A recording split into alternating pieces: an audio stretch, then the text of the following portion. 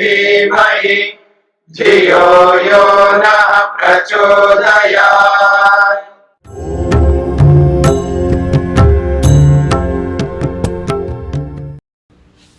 ऋषि प्रजापति ने एक बहुत बड़ी घोषणा की है। क्या घोषणा की है? यह आत्मा, जिसको आत्मा कहते हैं, चाहे वो आत्मा जीवात्मा हो या परमात्मा, आत्मा शब्द कॉमन है, सामान्य शब्द है। प्रसंग के अनुसार आत्मा शब्द से आत्मा जीवात्मा को भी लिया जाएगा, प्रसंग से परमात्मा को भी लिया जाएगा। तो प्रजापति ऋषि की ये घोषणा है, जो आत्मा है वो कैसा है? आत्मा अपहत पापमा, एक बहुत बड़ी क्वालिटी है, गुण है आत्मा में। अपहत पापमा, अपने आप में वो निष्कलंक है। कलंक कहते हैं पाप को, और निष्कलंक कहते हैं पाप रहित है। आत्मा स्वरूप से पाप रहित है। परमात्मा तो है ही है, पहले से ही है। जीवात्मा को भी कलंक से युक्त करते हैं हम लोग, वो मन के साथ जोड़ करके करते हैं, शरीर के साथ जोड़ करके करते हैं, इंद्रियों के साथ जोड़ करके करते हैं। अर्थात आत्मा जब शरीरधारी होता है, शरीर में आता है, तब उसके साथ कलंक जुड़ता है। और वो भी कलंक जो है मन में होता है। सारी मलिनता, अशुद्धि, अपवित्रता, वो सब मन में होता है, फिर भी वो आत्मा के लिए कहा जाता है। तो तात्विक रूप से देखा जाए, आत्मा जो है वो निष्कलंक है, अपहत पापमा, यानी पाप रहित है। अगली बात कही विजरा। विजरा कहते हैं जरा से रहित। जरा कहते हैं बुढ़ापा। शरीर की बुढ़ापा होती है, शरीर जो है कमजोर होता है, शरीर में झुर्रियां आती है। तो जरापन जो है, बुढ़ापा शरीर में है, आत्मा में नहीं है, इसलिए उसके लिए कहा जा रहा है वो विजरा, जरा से रहित है। मृत्यु, आत्मा की कोई मृत्यु नहीं होती, वो मृत्यु से रहित है, अर्थात वो अमर है। विशोक, आत्मा शोक रहित है, आत्मा को कोई शोक नहीं होता है।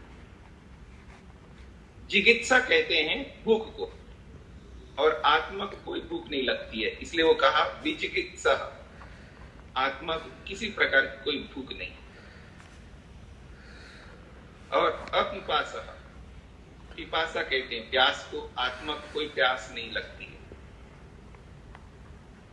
सत्य संकल्प, सत्य काम, उसकी जो भी कामना है वो सत्य होती है।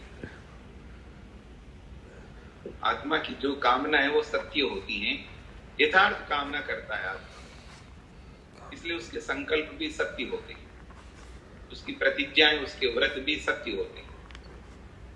ऐसे सत्य संकल्प वाले, सत्य कामना वाले, बिना प्यास के, बिना भूख के रहने वाला जो आत्मा है, जिसको कभी शोक नहीं हो सकता, दुख कभी नहीं हो सकता, जो मृत्यु को प्राप्त कभी नहीं होता, जो बूढ़ापेपन को प्राप्त नहीं होता, जिसके अंदर कोई पाप नहीं है, ऐसा जो आत्मा है, सह अन्वेष्टव्या, उसकी खोज करनी चाहिए।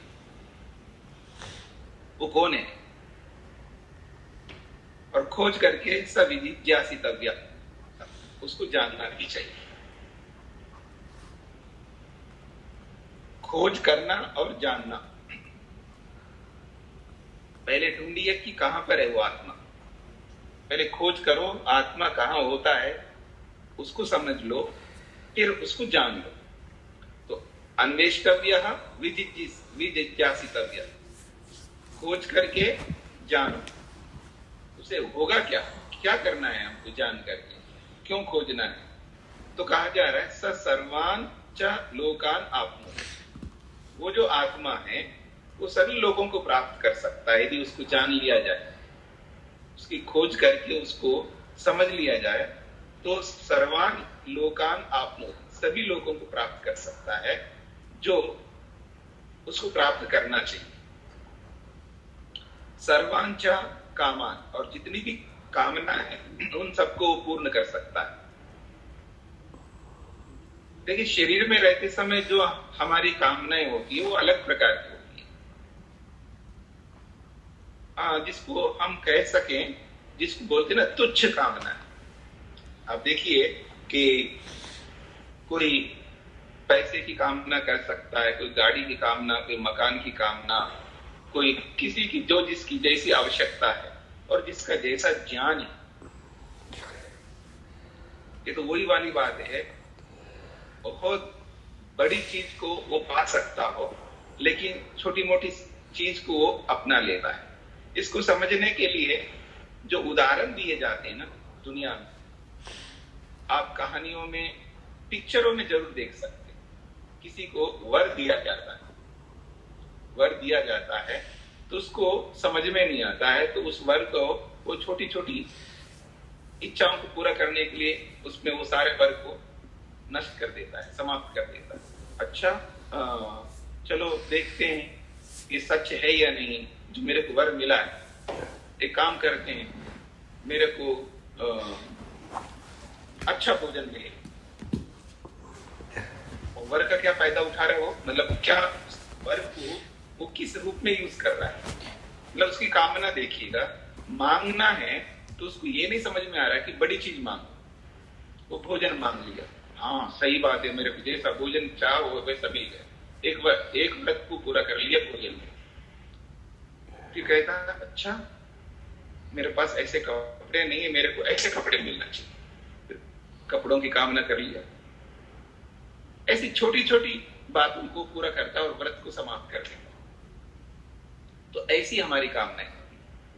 कोई सोने की कामना करता है, सोना चांदी जो भी है, कोई थोड़ा पैसे की कामना करता है, कोई मकान की कामना करता है,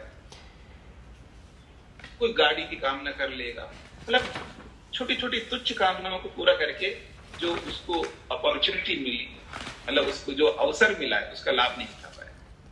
अरे कामना करनी है तो आप ऐसी बड़ी कामना कर लो ना जिसमें सब कुछ मिल जाए।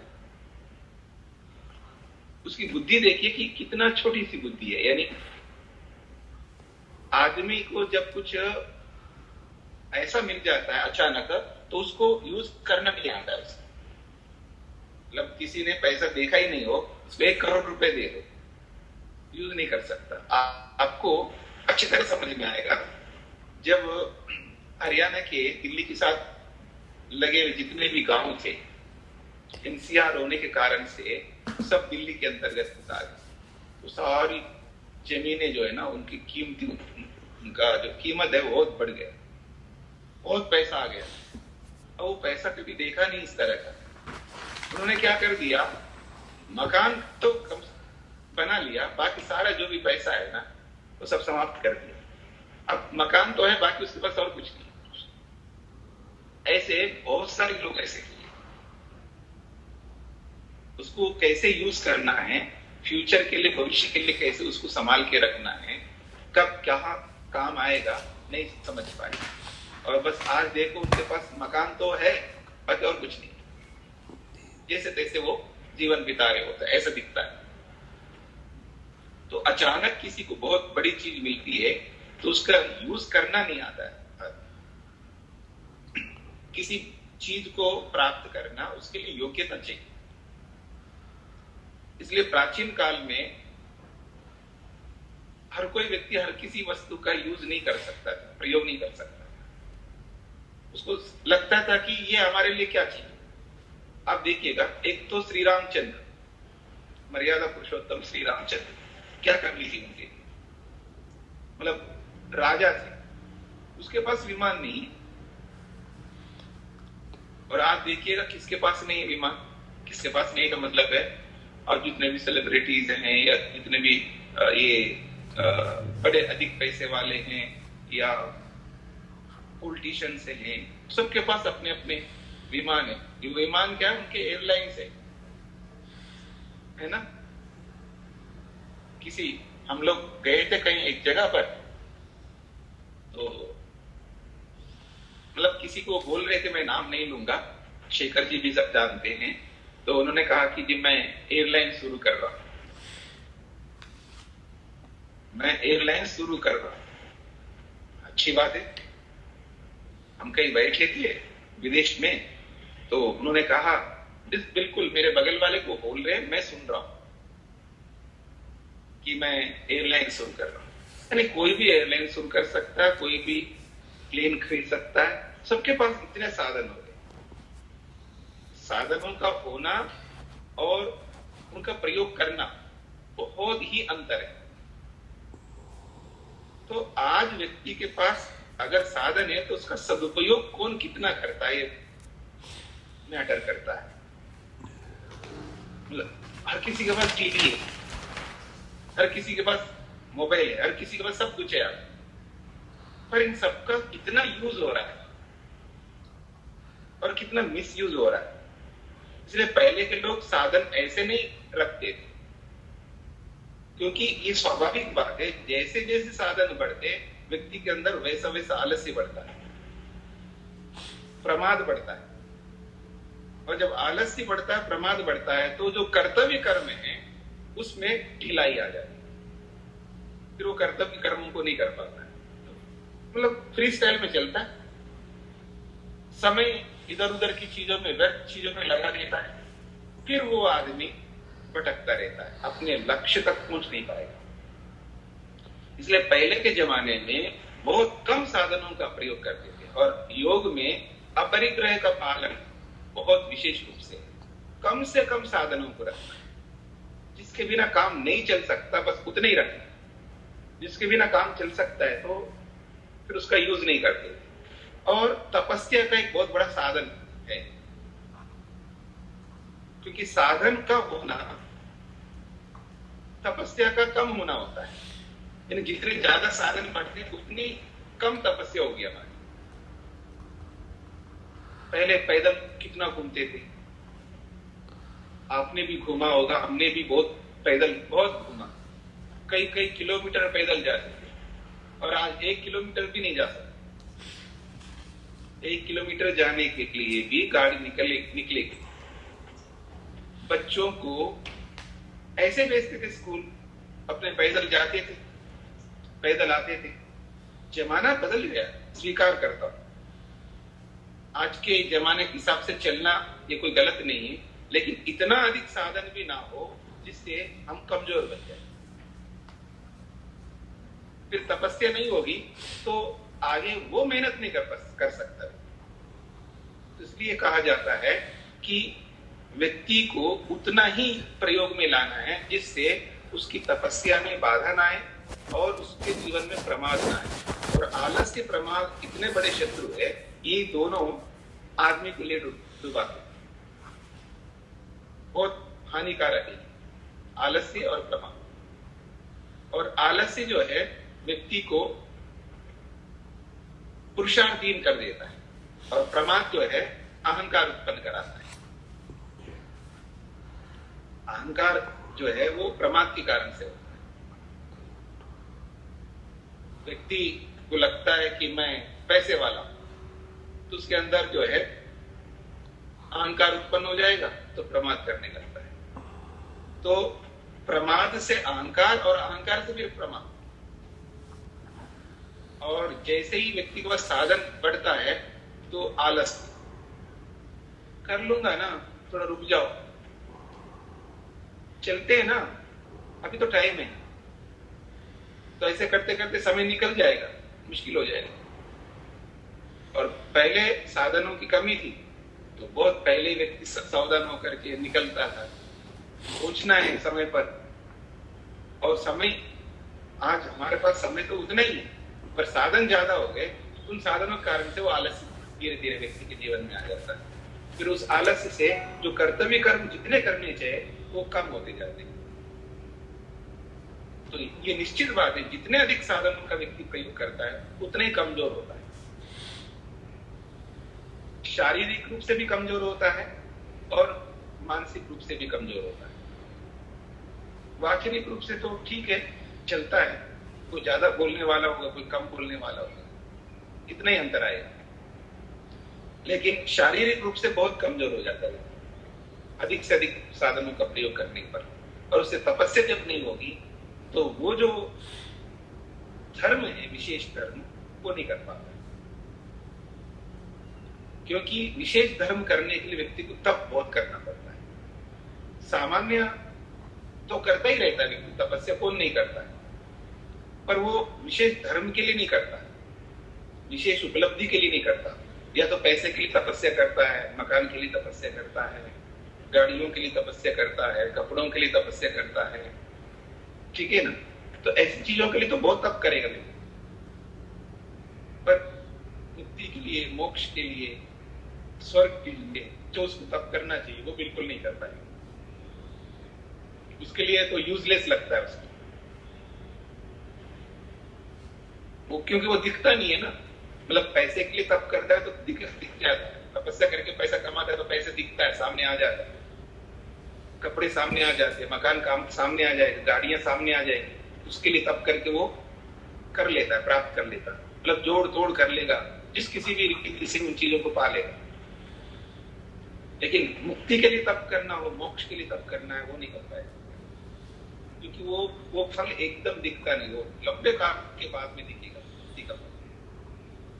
स्वर्ग का फल बहुत समय लगता है उसमें। तो फल जब सामने दिखाई ना देना, उसको ऐसा लगता है कि इसलिए वो करता नहीं, अर्थात ईश्वर पर विश्वास नहीं, ईश्वर के न्याय पर विश्वास नहीं। जब आपने कर्म किया तो फल तो मिलना ही है, देर सवेर जब भी तो मिलेगा, पर उतना उसको नहीं रहता है। तो यहाँ पर कहा जा रहा है कि सर्वांच कामान, जितनी भी कामना है उसकी वो पूरा करता है, तो वो उसकी बड़ी कामना है, छोटी मोटी कामनाओं को पूरा करने में नहीं लगता।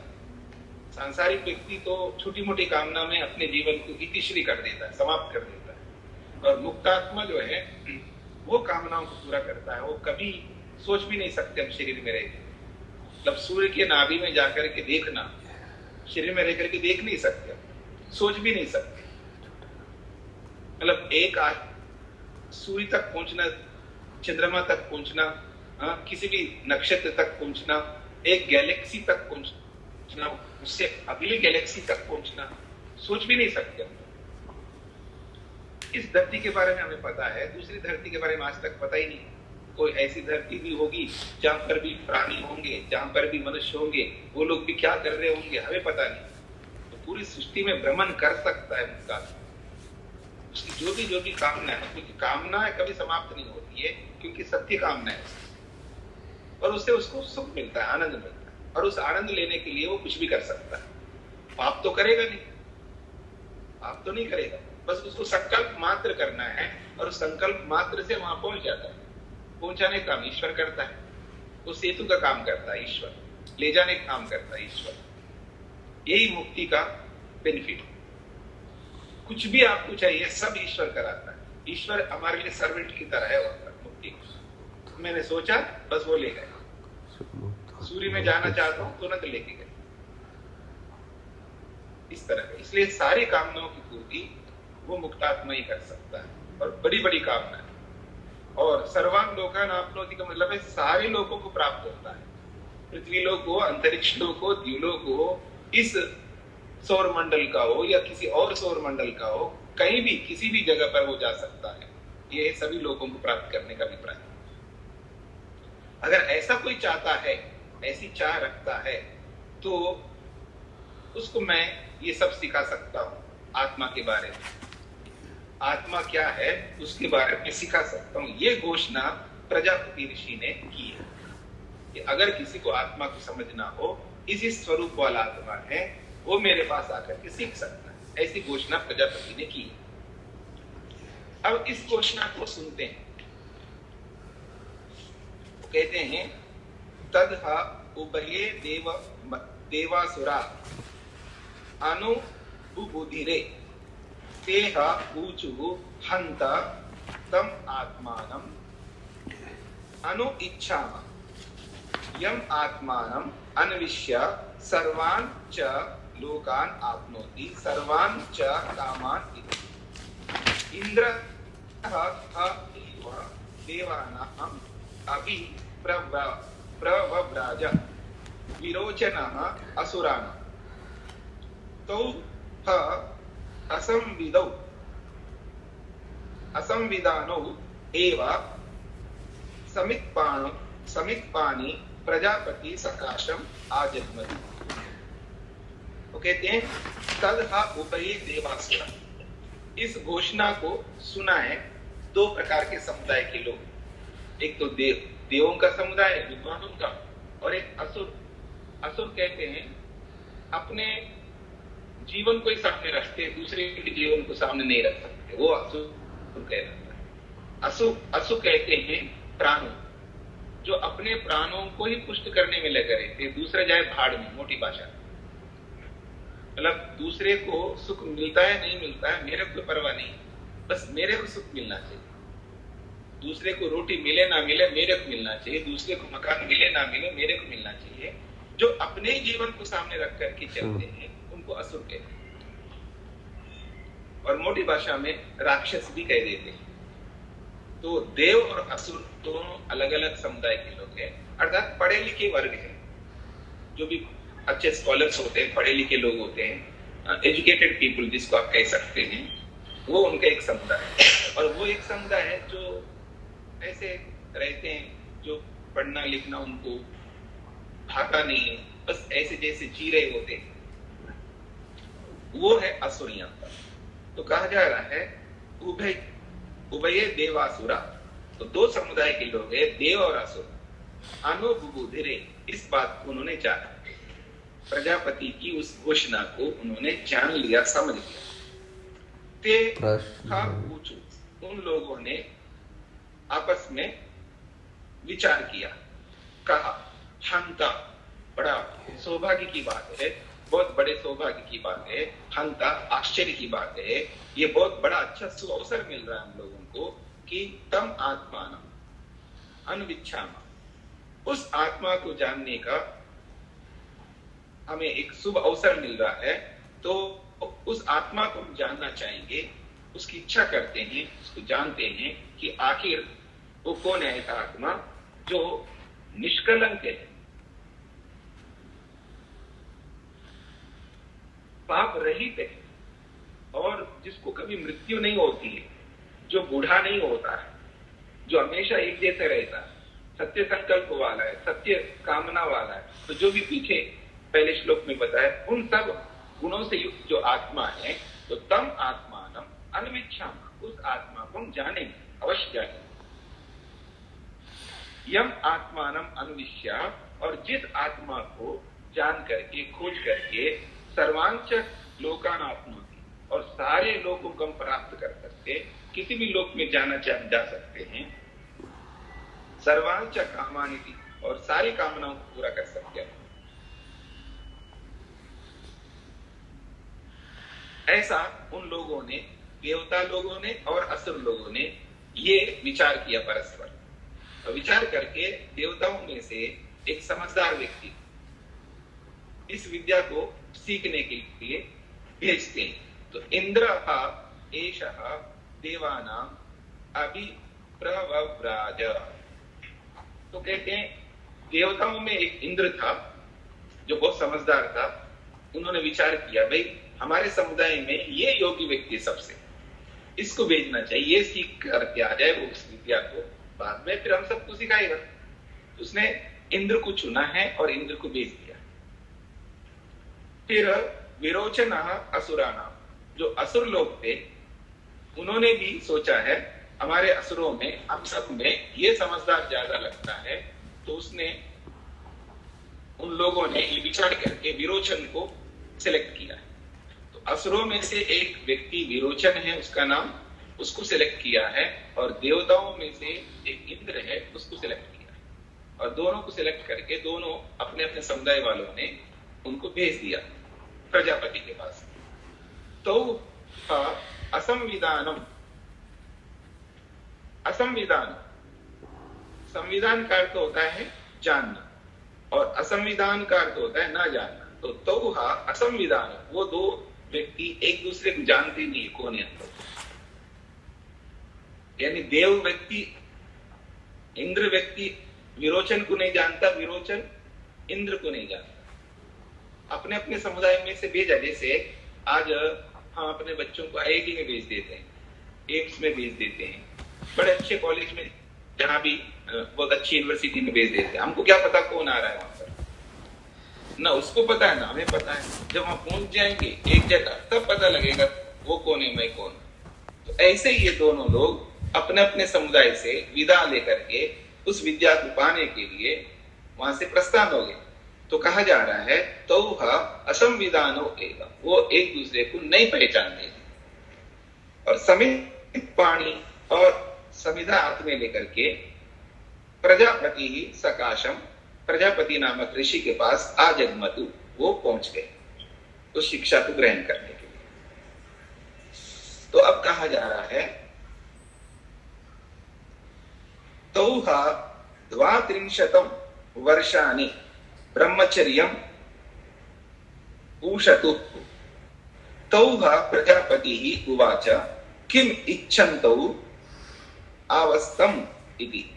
तौहा ऊचतुः यः आत्मा अपहतपात्मा विजरः विमृत्युः विशोकः विचिकित्सः अपिपासः सत्यकामः सत्यसंकल्पः स अन्वेष्टव्यः स विजिज्ञासितव्यः सः सर्वान् च लोकान् आप्नोति सर्वान् च कामान् यः तम् आत्मानम् अनविद्या विजानाति इति भगवतः वचः वेदयन्ति तम इच्छन्तौ अवास्तम इति। तो कहते हैं तो 22 वर्षाणि ब्रह्मचर्यम ऊषतु। वो ऋषि प्रजापति के पास आए हैं, तो आते ही ऋषि ने उनको सिखा दिया, ऐसी परंपरा नहीं रही। पहले उनके लिए परीक्षा करते हैं, उनको बड़े तपस्वी बनाते हैं, उनके अंदर वो क्षमता और सामर्थ्य उत्पन्न करते हैं। ऐसे ही कोई आए तुरंत उनको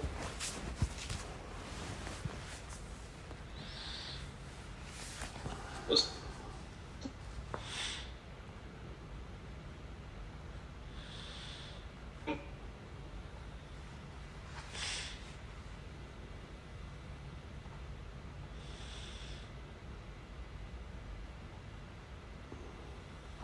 समझ में नहीं उसकी बात, फिर उसको संभाल के रख नहीं पाएगा, क्योंकि उसके पास वो योग्यता ही नहीं उसको संभाल के रखने का। इसलिए हर किसी को विद्या नहीं देते, उसको परखते थे, उसको समझते थे, उससे तपस्या करवाते थे। तो उन्होंने क्या किया है ऋषि ने, तो 22 वर्षाणि ब्रह्मचर्य, उनको 32 साल तक ब्रह्मचर्य पालन करने के लिए रख दिया। तुम 32 साल रहो यहाँ पर, ब्रह्मचर्य का पालन करो, तपस्या करो। उनको वहां अपने आश्रम में रख दिया 32 दिन नहीं, 32 वर्ष तक। ठीक है जी। कोई किसी विद्वान के पास जाए, जो आजकल कोई भी विद्वान हो, बड़ा अच्छा हो, उस विषय के एक्सपर्ट हो, उसके पास कोई कुछ समझने के लिए जाए, तो आप देखिए क्या, एक जो व्यवहार होता है, आप किसी से कुछ लेने जा रहे हो, आप अपने मुताबिक लोगे या देने वाले के मुताबिक से आप लोग? जाने वाले जो है अपने मुताबिक, जी मेरे को यही समय है कि मैं इस समय आऊंगा आपके पास, अर्थात मेरा कोई समय नहीं है, मतलब उस विद्वान का कोई समय नहीं है। आप समय उसके हिसाब से ले सकते हैं ना कि आपके समय के हिसाब से उनको बांधोगे। तो आज का व्यक्ति जो है अध्यापक को ही बांध देता है। समझ रहे हैं ना मेरी बात को? तो कहने का अभिप्राय ये है कि विद्या का जो महत्व है बहुत ज्यादा है, इसलिए आदमी को विद्या नहीं प्राप्त होती। शब्द तो प्राप्त हो जाएंगे, पढ़ लेंगे, इसमें कोई बात नहीं, बड़ी बात नहीं, सब पढ़ लेंगे, शास्त्र सब पढ़ लेंगे, जानकार सब हो जाएंगे। जानकार होना महत्व नहीं है, पढ़ना महत्व नहीं है। उसको पढ़ करके उसका प्रयोग किया ही नहीं किया, ये महत्व है। अगर हमने सारे शास्त्र पढ़ लिया और व्यवहार में उसको उतारा नहीं, तो पढ़ना और ना पढ़ना एक जैसा हो गया ना। मेरा पास बहुत पैसा है बैंक में, मैं उसका प्रयोग नहीं करता, और किसी के पास पैसा ही नहीं है, वो भी प्रयोग नहीं करता, तो दोनों में अंतर क्या होगा? मतलब पैसा होकर के भी वो उसका यूज नहीं कर रहा, और पैसा ना होने के कारण से वो यूज नहीं कर रहा, दोनों एक जैसा हो गया ना। ये तो वही वाली बात है, जान करके सिगरेट पीना और अनजाने सिगरेट पीना दोनों एक जैसे हो गए। स्कॉलर होकर के भी सिगरेट पी रहा है, और तो और जो डॉक्टर्स होते हैं ना, जो रेस्पिरेटरी सिस्टम का एक्सपर्ट हो, श्वसन तंत्र का वो एक्सपर्ट हो, लंग्स को अच्छी तरह समझता हो, उसमें उसने बहुत मेहनत किया है, बहुत अच्छी पढ़ाई किया है, और वो भी सिगरेट पी रहा है। उसको पता है सिगरेट पीने से लंग्स में क्या होता है, पर वो प्रबंध करके रखता है, अपना डॉक्टर है ना। उसको लगता है कि सिगरेट पीने से रोग होते हैं, कैंसर भी हो सकता है, और अस्थमा भी हो सकता है, या लंग से संबंधित कोई भी बीमार हो सकता है, उसको पता है। लेकिन उसको ये भी पता है सबको नहीं होता, सबको नहीं होता है। हर सिगरेट पीने वाले को ये सारे रोग नहीं होते, और जिनको नहीं होता है ना, उस लिस्ट में अपना नाम जोड़ लेता है, ठीक है, क्योंकि डॉक्टर है ना, प्रबंध कर सकता है, ऐसा उसको लगता है। उसको ये लगता है कि मेरी हानि नहीं है, मतलब वो जो सूक्ष्म हानि है उसको पकड़ नहीं पा रहा हो। इसलिए मैं एक उदाहरण देता हूं कि दीवार बहुत अच्छा बना हुआ है, दीवार बहुत स्ट्रांग है, एक हथौड़ा ले लीजिएगा और उस पर एक चोट मारिएगा, कुछ नहीं बिगड़ेगा, कुछ हुआ ही नहीं। दूसरे दिन आओ, वही टाइम पर फिर एक बार दोबारा हथौड़ा मारो, कुछ भी नहीं होगा। महीने भर मारो हथौड़ा उसी स्थान पर, तो आपको लगेगा थोड़ा सा जो है ना, वो जो पेंट किया हुआ है ना, वो पेंट में थोड़ा सा कमी लगेगा, थोड़ी सी कमी लगेगी। और 1 साल तक हथौड़े से उसी जगह पर चोट मारिएगा, आपको पेंट उतरा हुआ दिखाई देगा उस उतने स्थान पे। और ऐसे ही करते जाइए, ऐसे ही करते जाइए 5 साल तक। आप उसी घर में रह रहे हो, आपको कोई काम नहीं है, बस यही काम है कि हर दिन याद रखना है और वहां जाकर के उसी जगह पर आपको हथौड़ा मारना है। तो 4 साल 5 साल में आपको थोड़ा सा गड्ढा जैसा आपको लगेगा, है ना। जब चप्पल पहनते हैं 6 महीने तक पहन लो, साल भर तक पहन लो, उसमें ही चिन्ह, पांव के चिन्ह उसमें लग जाते हैं, ठीक है जी। तो क्या उसकी हानि नहीं हो रही है? क्या ये हानि नहीं है? ये दीवार की हानि नहीं है जहां पर गड्ढा आपने कर दिया 5 साल में, बहुत बड़ी हानि है। देखिए, हानि तो हानि होती है, वो छोटी हानि हो या बड़ी हानि, और बुद्धि हानि को कभी स्वीकार नहीं कर सकती। तो इसका अभिप्राय ये हुआ कि अगर हम कुछ करते हैं तो वो करना जो हमारा है वो बहुत महत्वपूर्ण होगा कि हमारे पास क्या है, कोई मैटर नहीं करता। कितना पैसा है, कितनी जमीन है, कितनी गाड़ियां हैं, कितना सब कुछ क्या है, उसका प्रयोग, उसका सुख कितना हम ले रहे हैं, ये बहुत अधिक मैटर करता है। तो ऐसे ही यहां पर बोला जा रहा है कि 32 साल तक आप रहो और ब्रह्मचर्य का पालन करो, तपस्या करो। तो उन्होंने तपस्या की, तपस्या कर लिया तो दोहा प्रजापति उवाचा, उन दोनों से प्रजापति ऋषि जो है कहते हैं, किम इच्छन्तो अवास्तमिति, भाई आप क्या चाहते हो, किस लिए रह रहे हो यहाँ पर, इतने सालों से रह रहे हो। उनको पता है ना क्यों रह रहे, ठीक है, सब कुछ पता है। घोषणा उन्होंने की है, उस घोषणा को जान करके लोग आए हैं, ठीक है। और फिर 32 साल तक वो निवास किया उन्होंने उनके पास में। 32 साल तक वो शिक्षा नहीं दी जो शिक्षा देनी थी। इसका मतलब है 32 साल उस शिक्षा को पाने की तैयारी किया है उन्होंने। बैकग्राउंड जो होता है ना, बिना बैकग्राउंड के आदमी आगे ग्रोथ नहीं कर सकता। किसी भी फील्ड में आपके पास बैकग्राउंड होना चाहिए। कोई आदमी योग को पढ़ना चाहता है, योग के लिए कुछ बैकग्राउंड होना चाहिए। उपनिषद पढ़ना चाहता है तो उपनिषद के लिए भी कुछ बैकग्राउंड होना चाहिए। जो भी हम पढ़ना चाहते हैं, जिस क्षेत्र में एंट्री करना चाहते हैं, उस क्षेत्र के बारे में आपको मोटा मोटा आपको पता होना चाहिए, उसकी जानकारी होनी चाहिए। अचानक उस फील्ड में आ जाओगे तो उसको बहुत समय लगता है उसको समझने में। बैकग्राउंड होना जरूरी है। तो जिस महत्वपूर्ण विद्या को पाना चाहते हैं उसके लिए कितना बड़ा बैकग्राउंड होना चाहिए, उसके बिना वो शिक्षा उनको मिल ही नहीं सकती। तो उन्होंने 32 साल रखा और फिर 32 साल रख करके ये कहते हैं आप किस लिए रहते हो यहाँ पर, ठीक है ना। तो कहते हैं तो हा प्रजापति उवाचा किम इच्छन्तो अवास्तव एति, आप क्या चाहते हो यहाँ पर रह रहे हो। तो हा ऊचत, अब वो दोनों ने कहा देखो गुरुजी, यम आत्मा अपहत पापमा, नहीं यह आत्मा अपहत पापमा, जिस आत्मा को जानने के लिए आपने जो घोषणा की थी गुरुजी, और वो कैसा आत्मा है, निष्कलंक है, पाप रहित है,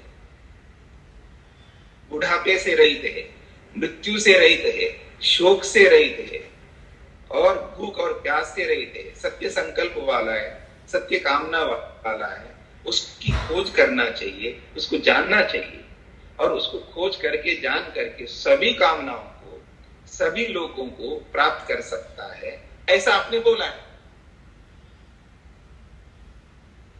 भगवतः वचः वेदयन्ति, आप ही की वचन को सब लोगों के मुंह से हमने सुना है जो आपकी घोषणा है।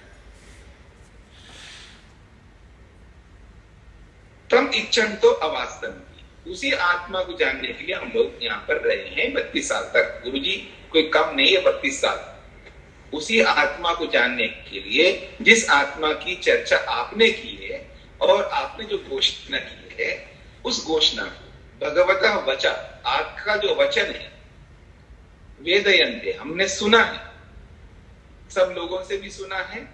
तो आपके द्वारा जो वचन, जो आपकी घोषणा है, उसको हमने सुना है, सुन करके आपके पास आए और इतने साल हम आपके पास रहे, उसी आत्मा को हमने जानने की चेष्टा करना है हमें। तो तम इच्छन्तो अवास्तव, उसी आत्मा को जानने के लिए हम लोग यहाँ पर बैठे, ऐसा उन दोनों ने कहा। तो हा प्रजापति उवाच, ये भी ऐसा ही है, ऐसे आत्मा को आप जानना चाहते हो तो प्रजापति उवाचा, प्रजापति उनके लिए कहते हैं यह एषः अक्षीणी पुरुषः दृश्यते एषः आत्मा इति हा उवाच। देखो आप मेरी ओर देखो, ये जो आंख है ना आपकी, या मेरी जो आंख है, इस आंख को आप थोड़ा ध्यान से देखो, इस आंख में आपको एक पुरुष दिखाई देगा। जैसे आप ध्यान से आंख में देखेंगे ना, सामने वाले की पूरी प्रतिबिंब जो है ना पूरा उसके आंख में दिखाई देगा, ठीक है। जैसे मैं आपको देखूं या आप मेरे को देखो, तो आंखों में आंखें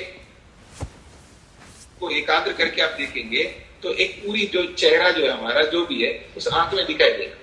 तो ये जो आंख में पुरुष दिखाई दे रहा है, यही तो आत्मा है, ऐसा उनको ऋषि कहते हैं। तो यह ऐसा अक्षिणी, अक्षी कहते हैं आंख को, ये जो आंख में पुरुषा दृश्यते, ये जो मनुष्य दिखाई दे रहा है, ऐसा आत्मा, ये आत्मा है, इति उवाच, ऐसा प्रजापति ने कहा। और वो कैसा है जो आत्मा दिखाई दे रहा है आंख में, तद अमृतम, वो अमृत है, वो कभी नहीं मरता, अभयम, वो भय मुक्त है, एतद ब्रह्मा, वो ब्रह्म है,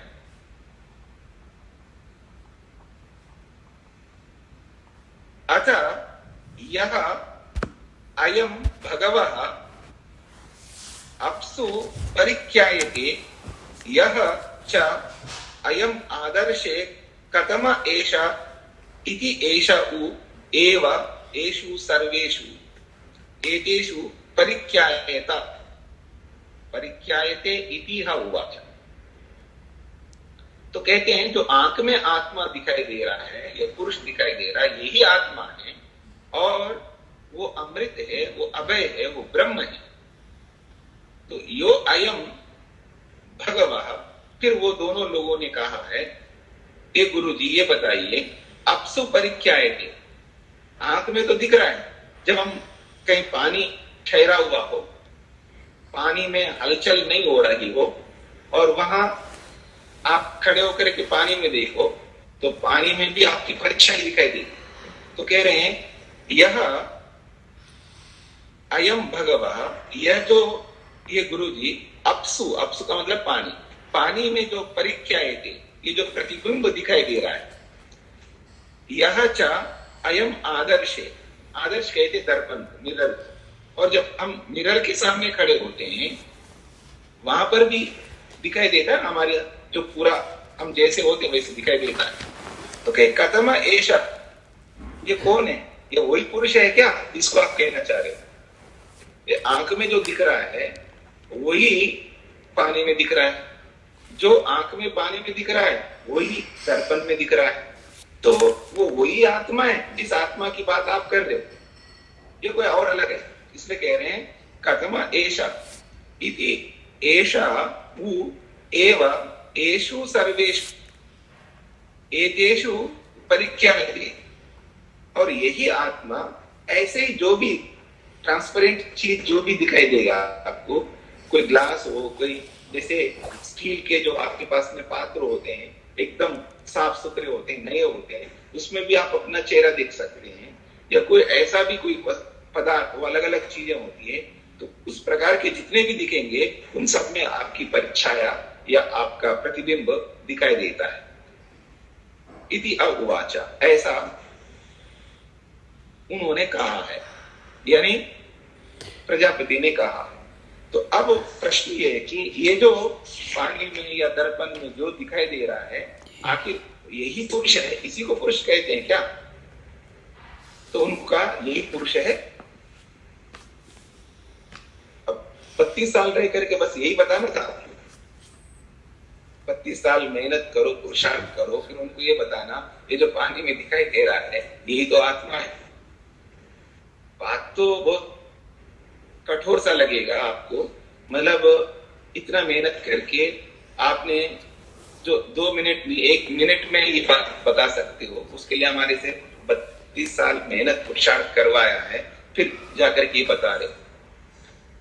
वास्तव में यही परीक्षा है हमारी कि आदमी शरीर को और आत्मा को अलग नहीं मानता है ना, एक ही मानता है। जब वो दर्पण के सामने खड़ा होकर के देखता है ना, आप देखे, बच्चे को देखो, बूढ़े को देखो, जवान को देखो, किसी को भी देखो, क्या मानता है? अब देखिए व्यवहार में क्या मानता है? आत्मा ही तो मानता है, मैं ही हूं मानता है ना, मैं ऐसा हूं, अब मैं काला हूं, मैं गोरा हूं। मतलब गोरा और मैं अलग नहीं है, एक ही है। मैं लंबा हूं, मैं नाटा हूं, ये तो व्यवहार करते हैं हम लोग दिन भर।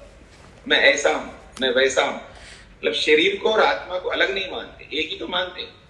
तो उन्होंने भी यही बताया, यही तो समझना है। अगर ऐसा बताए तो आपका कर्तव्य है, नहीं गुरुजी ये नहीं है आत्मा, ये आप बताएंगे ना। भाई परीक्षा आपकी ली जा रही तो समाधान तो आपको करना है। उन्होंने बताया यही आत्मा है जो आपको दिखाई दे रहा है पानी में, दर्पण में या और किसी भी चीज में आपको जो दिखाई दे रहा है परछाई के रूप में, यही तो आत्मा है। अगर इसी को आप आत्मा मानते तो फिर जाओ ना, हो गया, आपकी शिक्षा हो गई। ठीक है, ये मुख्य बात है, यही समझना है हमको। वो कहते हैं उदशरावे आत्मानम अवेक्ष्य यत् आत्मनः न विजानीयः विजानीथ तन्मे अब्रूतम इति। तौह उदशरावे अवेक्षांचक्राति तौह प्रजापति उवाच किं पश्यथ इति तौह ऊचतु सर्वमेव इदम् अवां भगवः आत्मानं पश्यावः आ लोमभ्यः आ नखेभ्यः प्रतिख्यम इति। तो ये कहा जा रहा है उदशरावे, शराब कहते हैं पात्र को, उद कहते हैं पानी। तो उदशरावे का अर्थ होगा ऐसा पात्र जिसमें पानी है। पात्र कैसा है? जैसे कुछ थालियां होती, एक तो प्लेट होते हैं, उसमें कुछ विशेष ज्यादा आ नहीं सकता। पुराने ढंग की जो थालियां होती थी ना, थोड़ा ऊपर उठी हुई होती, उसमें दूध डालो, उसमें जो भी डालो पूरा फैल जाता है उसके अंदर, उसी में रहता है। प्लेट में तो बाहर भी निकल सकता है। तो ऐसी थाली रखो जिसमें पानी भर दो, ठीक है। फिर उस पानी में अपने चेहरे को देखो। तो उदशरागे, जो पानी भरा हुआ जो थाली है उसमें आत्मानम अवेक्षा, अपने आप को देखो। आत्मानम का मतलब है अपने आप को उस पानी में देखो। तो कहते हैं यद आत्मना न विजानी था, वो जो आत्मा है उस आत्मा को न विजानी था, नहीं जाने, जो दिखाई दे रहा है उस आत्मा को अगर आप नहीं जाने या अपने आप को ना पहचाने, ये तो हो नहीं सकता। कहते हैं तत्व में प्रब्रूता, उसको आप हमें बताइए कि आपको क्या दिखाई दे रहा है। यानी गुरुजी ने कहा है एक काम करिएगा, जाओ और वो थाली ले आओ और उसमें पानी भर दो और अपने आप को देखो। आत्मानम अवेक्षा, अपने आप को वहां पर देखना। तो देख करके आत्मना, उस आत्मा के विषय में न भी जानी था। ना का मतलब यहां पर नहीं है और न भी जानी था। यद आत्मना न भी जानी था, यदि आप आत्मा को नहीं जान पाएंगे ये तो हो नहीं सकता। वैसा अर्थ लेना है कि आप उस पानी में देखेंगे तो निश्चित रूप से आपकी परछाई दिखेगी। ऐसा नहीं हो सकता आप ना जान पाए। तत् में प्रभुतम, वही जो आप देख रहे हो उसको हमें बताओ। मतलब ये प्रजापति उन दोनों से कह रहे। तो हाँ उदशरावे अन्वेक्षाम चक्राते, उन्होंने अपने आप को उस थाली में भरे हुए पानी में देख रहे, यानी उसके पास खड़े हो गए और उन्हें देख रहे। तो हा प्रजापति उवाचा, और उन दोनों ने प्रजापति से कहा, नहीं तो हा प्रजापति उवाचा, उन दोनों से प्रजापति ने कहा है किम पश्यता, आप उस पानी में क्या देख रहे हो। थाली में भरा हुआ जो पानी है उसमें आप क्या देख रहे हो, ऐसा गुरुजी ने कहा है। तो उचित, उन्होंने उत्तर दिया है सर्वमेव इदम आवाम भगवः आत्मानं पश्यावा। इसमें क्या बात है गुरुजी, सभी देख रहे हैं, हम लोग सब कुछ देख रहे हैं अपने आप को। क्या है वो सब कुछ, तो कहते हैं आलोमभ्या, ये जो बाल है सिर के बाल है, यहां से लेकर के, आलोमभ्य का मतलब है सिर के बाल से लेकर के अनखेप्या, अंगूठे के नखूनों तक पूरे शरीर को देख रहे हैं हम लोग उस पानी। तो कह रहे हैं आलोमभ्या अनखेप्या प्रतिख्यम इति, हमारे अपने प्रतिबिंब को, प्रतिख्यम का मतलब है प्रतिबिंब, ये जो प्रतिबिंब है ये पूरे सिर के बाल से लेकर के पांव के नाखूनों तक हम पूरा का पूरा देख रहे हैं अपने आप को उस पानी में। ऐसा उन्होंने उत्तर दिया। तो हा प्रजापति ही उवाचा, अब उनसे प्रजापति कह रहे साधु अलंकृतो सुवसनो परिष्कृतो भूत्वा उदशरावे अवेक्षताम इति तो वा साधु अलंकृतो सुवसनो परिष्कृतो भूत्वा उदशरावे अवेक्षाम चक्राते। तो वा प्रजापति उवाचा किम पश्यता इति। तो कहते हैं ये तो सामान्य रूप से उनको बोला था कि आप उस पानी में देखो, आप क्या मिल रहा है, क्या दिखाई दे रहा है। तो उन्होंने कहा जैसे हम लोग हैं वैसे दिख रहे हैं, बाल से लेकर के पांव के नाखूनों तक। तो फिर वो कहते हैं तो हा प्रजापति उवाचा, फिर उन दोनों से प्रजापति ने कहा एक काम करो, स्वादु अलंकृत हो, एक काम करो पूरा तैयार हो जाओ, टिप टॉप तैयार हो, सुवसनो बहुत अच्छे वस्त्र पहन लेना, परिष्कृत हो, एकदम अपने आप को परिष्कृत करो, यानी अपने आप को मॉडिफाई कर दो। जैसे आजकल लोग अब जब शादी करने, शादी के समय में बहुत सारी महिलाएं जो है वहां जाती है ना, ब्यूटी पार्लर में जाती है, आजकल लड़के लोग भी जाते हैं, उनका भी अलग होता है, सब टिप टॉप तैयार हो जाते हैं। तो वैसा ही उन्होंने कहा कि आप अलंकार से युक्त हो जाओ, यानी जो जो शरीर के अंदर आभूषण है या जो जो आपको अलंकृत करना है अपने शरीर को, वो अलंकृत कर दो और अच्छे बढ़िया वस्त्र, कीमती वस्त्र पहन लो और अपने आप को एक प्रकार से परिष्कृत कर दो, एकदम चेंज, क्या बोलते हैं, मेक ओवर कर दो, ठीक है ना, शरीर का, ठीक है। और ऐसा करके उदशरावे अवेक्षकामि, फिर वो पानी में देखो अपने आप। तो साधु अलंकृतो सुवसनो परिष्कृतो, तो उन दोनों ने भी वैसा ही किया है, पूरा अलंकृत हो गए, अच्छे नए कपड़े पहन लिया है, अपने आप को परिष्कृत हो मेक ओवर कर दिया है, मेक ओवर करके उदशरावे अवेक्षाम चक्राते, फिर वो आकर के पानी के सामने खड़े होकर के फिर देखा। तो प्रजापति उवाच किम पश्यथ, फिर आप क्या देख रहे हो, ये उन्होंने कहा।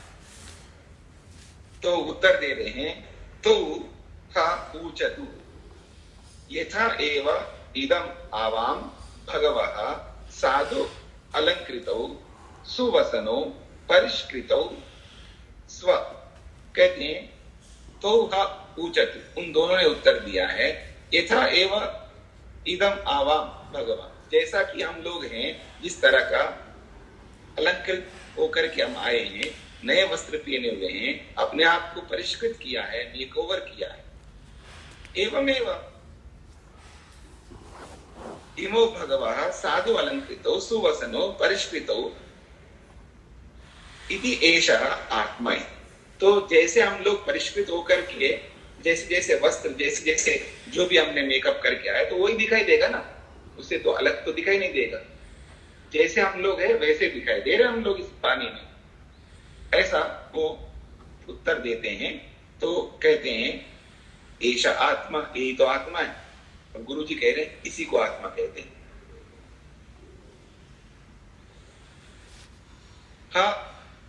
एव एतत् अमृतम अभयम एतत् ब्रह्म, और समझ लेना ह उवाच, और गुरु जी कहते हैं कि एतत् अमृतम, यही अमृत है जो आप अपने आप को अलंकृत करके यहाँ पानी में देख रहे हो अपने आप को, ये वास्तव में आत्मा है, यही अमृत है, यही अभय है, यही ब्रह्म है। तो शांत हृदय प्रव्रजतु, फिर उन्होंने इसको सुन करके उनके मन में कोई ऐसा प्रश्न आया नहीं है कि यही आत्मा है क्या, तो हम ही आत्मा है क्या, बस आत्मा ऐसे ही होता है। अच्छा, जब गुरुजी ने कहा है सब इतना तपस्या करवा रही है और ये तपस्या करके ये करवा के उनको बोला है इसी को आत्मा कहते हैं, इसका मतलब यही आत्मा ही होगा, ऐसा मान करके वो चल पड़े, गुरुजी से विदा लेकर के चले गए। छोटी सी बात लगती है ना, पर इस छोटी सी बात में बहुत बड़ा रहस्य छुपा हुआ है, यही आगे हमको समझना है। जो हमें दिखाई दे रहा है उसी को आत्मा बोला जा रहा है, वास्तव में यही आत्मा है। इतनी तपस्या किया है, इतना सब कुछ किया है, और इतना तपस्या करके भी हम केवल इतना ही समझ लिया है कि बिना अलंकार किए ही हम अपने आप को देख रहे हैं, वो अलग प्रकार के दिख रहा है, आत्मा तो वही है। और इतना अलंकृत होकर के अपने आप को मेक ओवर करके फिर देख रहे हैं, वो भी वैसे दिख रहे हैं। आखिर जो जैसा मैं वैसे ही तो दिख रहे हैं, उससे अलग तो दिखाई नहीं दे रहे। जब उससे अलग दिखाई नहीं दे रहे तो इसी को आत्मा कहते होंगे, समझ करके चले गए। अब इसी बात में व्यक्ति का वो रहता है कि वास्तव में केवल आत्मा यही है, इतना ही समझना है, या कुछ और कुछ रहस्य है इसके अंदर। बस ये पहचान जो व्यक्ति कर लेगा उसी को सब कुछ समझ में आ जाएगा। मतलब शरीर को और आत्मा को एक मान करके अगर चलता है तो ठीक है, चल ही रहा है ना, आज भी चल रहे हैं हम लोग। और दोनों को अलग मानेंगे तब मेहनत कर पाएंगे हम आत्मा के लिए। मतलब इतना सीख करके भी व्यक्ति समझ नहीं पा रहा है, ये दर्शाना भी है ना हम सब। हम लोग बहुत पढ़ते हैं, बहुत सुनते हैं, बहुत करते हैं, मतलब बहुत पढ़ते हैं, बहुत सुनते हैं, बहुत लिखते हैं, बहुत कुछ करते हैं, फिर वहीं का वहीं रहते। ये भी तो दिखाना है ना ऋषि को हमें। मतलब इतनी छोटी सी बात है, ऐसा है, ठीक है, छोटी सी बात है, फिर हम कौन सी बड़ी बात कर रहे हैं अपने व्यवहार में? हम सब लोग, हम कौन सी बड़ी बात में, कौन सा ऐसा करामत कर लिया हमने कि इतना जान करके, इतना पढ़ करके, सब सुन करके जब करने की बात आती है तो हम कौन सा कर रहे हैं? जैसे वो है तो वो जैसे वैसे हम लोग हो गए। जो कर्तव्य जो हमको करना चाहिए, जहां तक पहुंचना चाहिए, वो हम पहुंच नहीं पा रहे। सब पता है हमें, पर हमको नहीं पता है।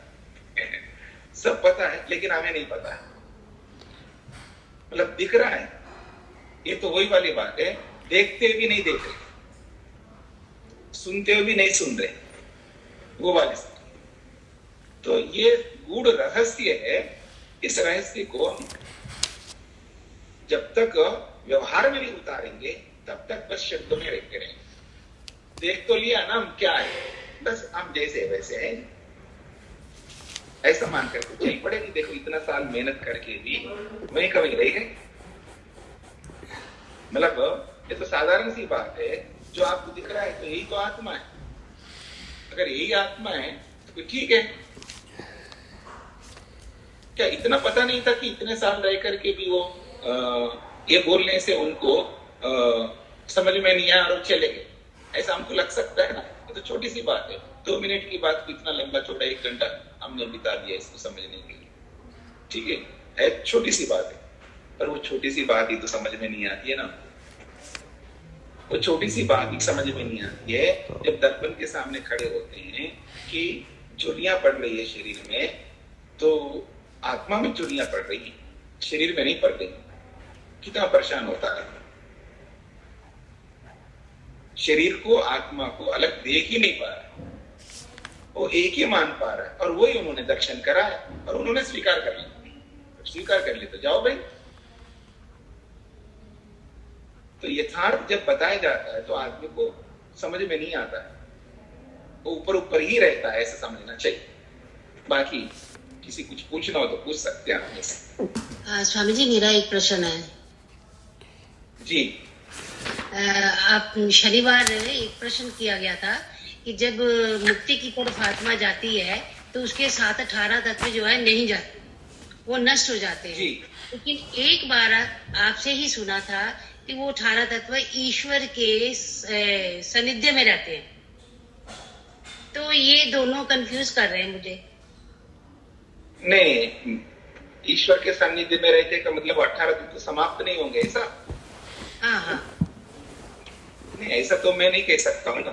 जो मुक्ति में जाता है उसके सारे 18 तत्व जो है कारण में वे होते, समाप्त हो गए। ये जब प्रश्न किया गया था कि वो जब वापस आते हैं, आत्मा वापस अपना समय पूरा करके वापस जब आती है तो उसको फिर उनकी जरूरत होती है। तो फिर मैंने पूछा था आपसे कि वो फिर किसके कहाँ रहते हैं, तो आपने कहा था कि ईश्वर की व्यवस्था में रहते हैं। देखिए, पुनर्जन्म में जो जाने वाले हैं उसके लिए तो ठीक है, वो समाप्त नहीं होंगे। 18 तक तो पुनर्जन्म में जब जाता है व्यक्ति तो आत्मा के साथ ही रहते हैं, पर वो ईश्वर की व्यवस्था में है। ये तो है, जैसे इस शरीर को छोड़ करके हम जा रहे हैं तो शरीर तो समाप्त हो गया, 18 तक तो आत्मा के साथ ही जाते हैं। और तो मुक्ति में, और वो ईश्वर की व्यवस्था में, मुक्ति में ये नष्ट हो जाता है, वो तो समाप्त होता है। हाँ जी। तो फिर दोबारा जब वो अपना समय पूर्ण करके आता है तो उसको क्या चाहिए होता है जो जन्म लेता है? फिर सुन लीजिएगा, मुक्ति का काल कितना है जी? 31 नील 40 31 नील और आगे 40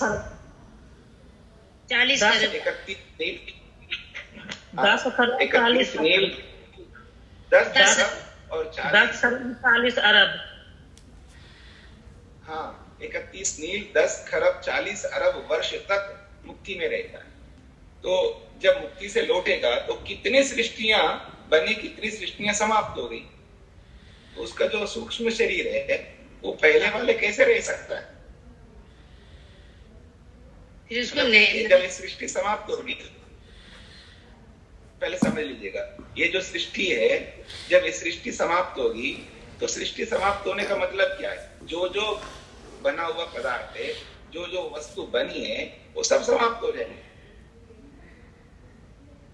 जब नई सृष्टि बनेगी तो नए सूक्ष्म शरीर बनेंगे सबके, बद्ध आत्मा का भी।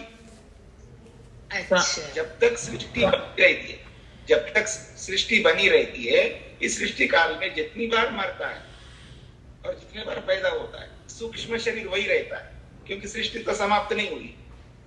4 अरब 32 करोड़ साल तक सृष्टि रहती है, तो 4 अरब 32 करोड़ तक उस काल में चाहे 100 बार मर के जिए, चाहे 1000 बार मर के जिए, वही सूक्ष्म शरीर रहेगा।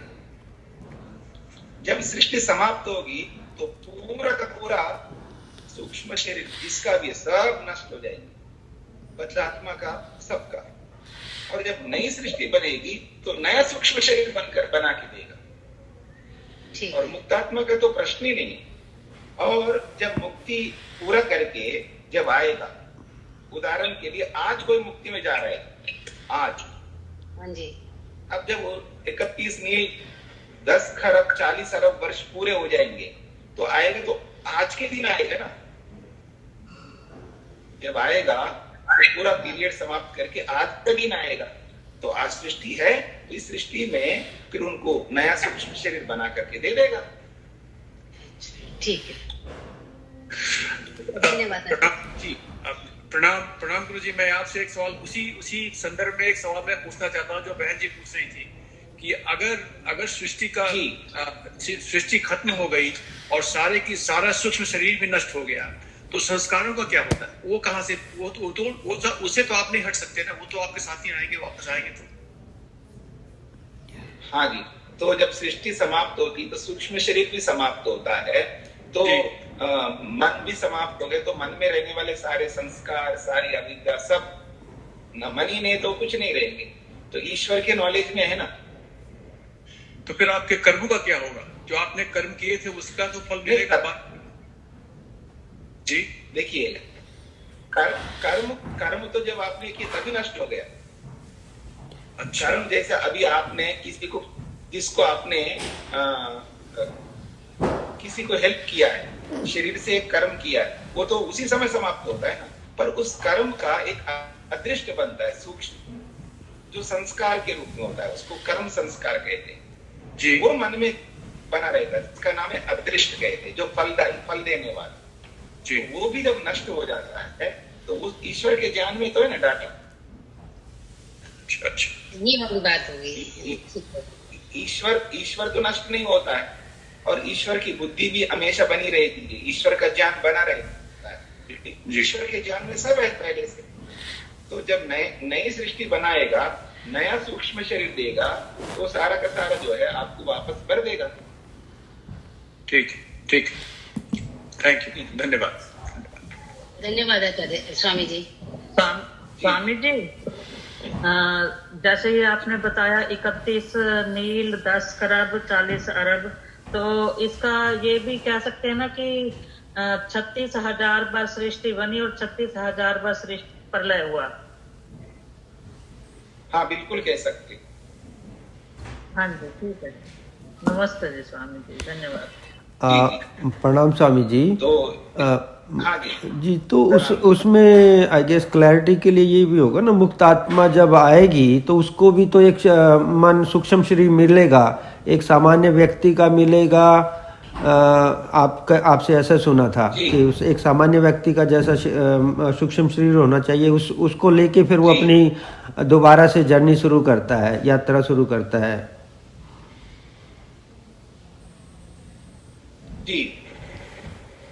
तो सामान्य व्यक्ति रहेगा ना, जब मुक्ति का फल भोग करके जब आता है, वो सामान्य नहीं रहता है, नए तरीके से सब कुछ प्रारंभ करेगा। जी स्वामी जी, आपने शनिवार के अपना प्रवचन में ऐसा हुआ था कि आपने कहा कि सुषुप्ति की अवस्था में मन, बुद्धि, इंद्रियां काम नहीं करती, तो हमें उसकी अनुभूति किससे होती है स्वामी जी? आत्मा को सुख की अनुभूति किसी न किसी यंत्र से तो होता होगा, जो जो उसको अनुभूति होती है, मुझे सुख मिला क्या। और सुसुप्ति में तो मैंने ये नहीं कहा वो काम नहीं करती। जी देखिए, सुषुप्ति अवस्था में बाहर का काम नहीं होंगे ना। जी बुद्धि जो निर्णय करती है वो बाहर के कर्मों को लेकर के निर्णय तो करेगी नहीं, वो समाप्त है। अहंकार भी काम कर रहा है वहां पर, और बुद्धि भी काम कर रही है वहां पर, मन भी काम कर रहा है वहां पर। उसके बिना ही वो उसको अनुभूति हो ही नहीं सकता सुषुप्ति का। पर बाह्य अनुभूति नहीं हो रही, आंतरिक अनुभूति हो रही। तो बाह्य दृष्टि से वो काम नहीं कर रहे, आंतरिक दृष्टि से काम हो रहा है उनका। जी तो मतलब आंतरिक दृष्टि से जब हमें काम मन बुद्धि काम करते, मन बुद्धि अहंकार स्वामी जी, तो तब हमें किसी तरह का मतलब दुख नहीं अनुभव होता, या कोई स्ट्रेस और ऐसा सब नहीं होता जो मन में बाह्य वातावरण के साथ जब हम कनेक्टेड होते हैं तभी होता है स्वामी जी। हाँ, देखिए, बाह्य सृष्टि से जब हम जुड़ते हैं तब तो ये बहुत सारे दुख तो होते ही है। सुषुप्ति में ठीक नींद में जब व्यक्ति होता है तो उसको वहां सुख ही मिल रहा होता है, उसको तो दुख मिलेगा नहीं। हाँ, गलत ढंग से सोएगा तो दुख मिलेगा। इसलिए 3 प्रकार की अनुभूतियां होती है। सुषुप्ति में भी एक अनुभूति नहीं होती है। सुषुप्ति तो हो रही है पर उसमें दुख की अनुभूति हो रही है, क्योंकि ढंग से नहीं सोया है। सुषुप्ति उसकी अच्छी नहीं चल रही है तो उसको दुख मिलता है, या अच्छे ढंग से सो रहा है तो सुख मिलता है, या दोनों नहीं मिलेंगे, बेखबर होकर के सो रहा है, उसमें मोह से ग्रस्त रहेगा। जब शरीर से बहुत अधिक थकता है व्यक्ति, उसको समझ में नहीं आता है, जब उठता है उसकी नींद घंटों सो चुका है तो भी उसकी नींद पूरी नहीं होगी ऐसा लगता है उसको। शरीर भारी सा लगता है और खोया ऐसा लगता है, क्या हुआ है उसको समझ में नहीं आ रहा होता है। ऐसी भी नींद होती है, उसको मूढ़ अवस्था कहते हैं। और सोया तो है लेकिन उठ करके उसको लगता है शरीर टूट रहा है, और मन शांत नहीं लग रहा है। उसको अनुभूति होती है रात को ठीक नींद नहीं आई, बड़ा दुख हुआ है, ऐसा बोलता है उठ करके। और जब अच्छी नींद आती है तो अच्छी नींद आई है, सुख पूर्वक सोया, ये भी बोलता है। मैं दुख पूर्वक सोया, ये भी बोलता है। सुख पूर्वक सोया, ये भी बोलता है। और मूड होकर के सोया, ये भी बोलता है। तीनों अनुभूतियां अलग अलग स्थितियों में होती है। जी स्वामी जी, तो ऊपर निर्भर करता है जी, पर तो वो अनुभूति बिना मन के, बिना बुद्धि के, बिना अहंकार के नहीं कर सकता। जी जी जी, पर ये बाह्य अनुभूति नहीं है, आंतरिक अनुभूति है। जी सर।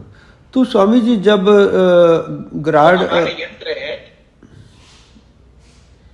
जी, हमारे जो यंत्र है वो एक तो स्थूल काम करते हैं, सूक्ष्म काम करते हैं। तो स्थूल काम जब करते हैं तो बाह्य जगत के साथ, जागृत अवस्था के साथ जुड़ करके काम करते हैं। और जब बाह्य जगत के साथ, जागृत अवस्था के साथ नहीं है तो निद्रा की अवस्था है, तो उस समय वहां वो सूक्ष्म उनकी क्रियाएं हो रही होती है, उससे उनको समस्या नहीं होती है। यानी उनका विश्राम भी हो रहा है और काम भी कर रहे हैं, जैसे हृदय की तरह। जी स्वामी जी, तो काम भी कर रहा है और विश्राम भी कर रहा है। जी। और स्वामी जी यहाँ मतलब जब ग्राड अवस्था होती है, सुषुप्ति होती है, तो उस टाइम मूड या फिर दुख भी अनुभव कर सकता है क्या? वो तो फिर स्वप्न अवस्था में होता होगा, अगर उसने ठीक तरह से नींद नहीं आती, तो ग्राड अवस्था में भी मतलब होता है। देखिए, स्वप्न अच्छे भी आते हैं, बुरे भी आते हैं, और वो अलग अवस्था। स्वप्न अवस्था अलग है, जागृत अवस्था अलग है, और निद्रा अवस्था अलग है। तो निद्रा अवस्था में ये हो रहे हैं 3 अनुभूतियां, उसको स्वप्न अवस्था नहीं कह सकते। स्वप्न अवस्था में स्वप्न आ रहे हैं जी। जो अच्छी नींद में सो रहा है ये नहीं बोलता मेरे को अच्छे स्वप्न आए इसलिए मैं बहुत सुखी रहा, ये नहीं बोलता है। मैं सुखपूर्वक सोया, बड़ी अच्छी नींद आई है, स्फूर्ति लग रही है शरीर में, ताजगी है, ये सब जो बोलता है अनुभूतियां उसको हो रही है, वो याद करके बोल रहा है, उसमें कोई स्वप्न नहीं होता है। और दुख पूर्वक सोया हूं, शरीर टूट रहा है, मन खोया खोया सा लग रहा है, वहां भी स्वप्न की स्थिति नहीं थी। और बेखबर होकर के सोया हूं, शरीर में और भारीपन है, और सोने की इच्छा हो रही है, और पड़े रहने की इच्छा हो रही है, ये भी स्वप्नावस्था नहीं है। जी स्वामी जी, एक और था मोक्ष अवस्था पे हमने कहा कि रश्मियों के द्वारा वो ध्युलोक को, आत्मा ध्युलोक को चला जाता है। तो ध्युलोक मतलब मोक्ष जब होता है स्वामी जी, या मृत्यु भी होती है, तो आत्मा सदा शरीर को छोड़ देता है, क्या शरीर में भी रह सकता है? ऐसे तो हम यथा पिंडे तथा ब्रह्मांडे ऐसे बोल रहे हैं कि हमारा ध्युलोक हमारे शरीर में भी शायद ध्युलोक की यात्रा करता हो, या दूसरा जो ध्युलोक हमारा बोलते हैं पृथ्वी लोक और अंतरिक्ष ध्युलोक, उसकी यात्रा करता है। मतलब जो आत्मा की यात्रा कैसे होती है स्वामी जी, हम कैसे समझे? मतलब एक तो फिजिकल ध्युलोक है, एक अपने भीतर भी कह रहे हैं कि हम ध्युलोक है हमारे भीतर।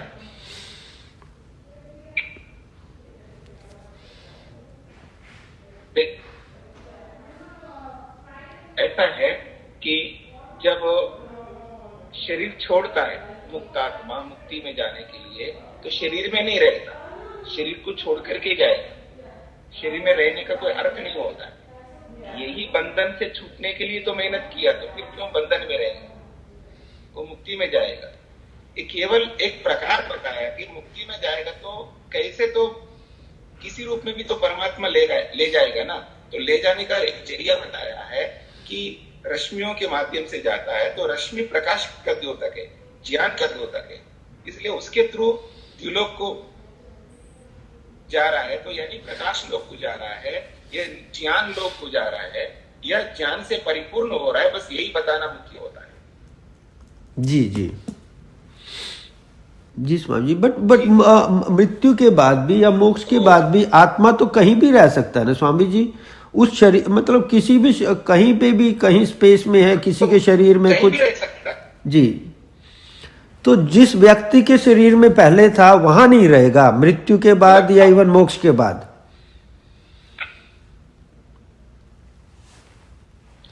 मृत्यु के बाद में उस शरीर में तो नहीं रहेगा, क्योंकि वो तो जला दिया जाएगा। और आपके शरीर में भी मुक्तात्मा रह सकता है, मेरे शरीर में भी रह सकता है। उसको रहने के लिए कोई स्पेस की कमी नहीं है, कहीं भी रह सकता है। आपके शरीर में, मेरे शरीर में रह करके भी ना आपको इंटरफियर करेगा, ना मेरे को करेगा, ना किसी को करेगा। वो तो जगत व्यापार वर्जम है जी। तो जगत में, संसार में कोई इंटरफियर करके किसी को नुकसान या किसी को लाभ नहीं दे सकता, पर रहने को कहीं भी रह सकता है। स्वामी, एक शरीर में दो आत्माएं कैसे रहेंगी? जी स्वामी जी प्रणाम। नहीं, एक शरीर में दो आत्माएं कैसे रहेंगी? कहीं भी रह सकता है। एक शरीर में दो आत्माएं रह पाएंगी?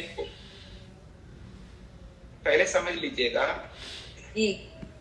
जैसे आपके शरीर में मुक्तात्मा रहेगा, तो आपके शरीर को भोगने के लिए थोड़ा रहेगा। एक शरीर में एक ही आत्मा भोगता होता है जी। आपकी आत्मा आपके शरीर को भोगने वाला है। मुक्तात्मा अगर रहे, वो आपके शरीर को भोगेगा नहीं। इसलिए एक क्या सैकड़ों रह सकते हैं आपके शरीर में। अच्छा,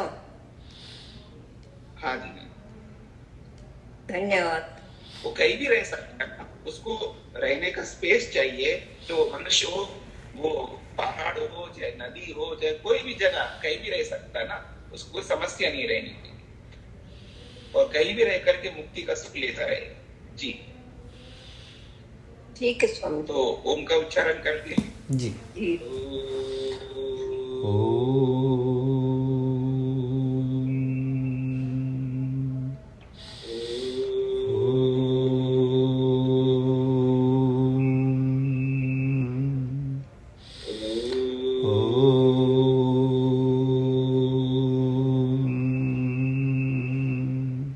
सभी को नमस्ते।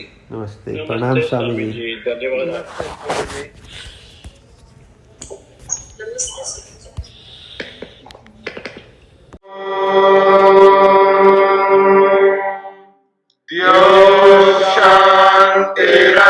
शांतिरंतरिक्षं शांति पृथिवी शांतिरापः शान्तिरोषधयः शान्तिः वनस्पतयः शान्तिर्विश्वे देवा शान्तिर्ब्रह्म शान्ति सर्वं शान्ति शान्तिरेव शान्ति क्षमा शान्तिरेधि ॐ शान्ति शान्ति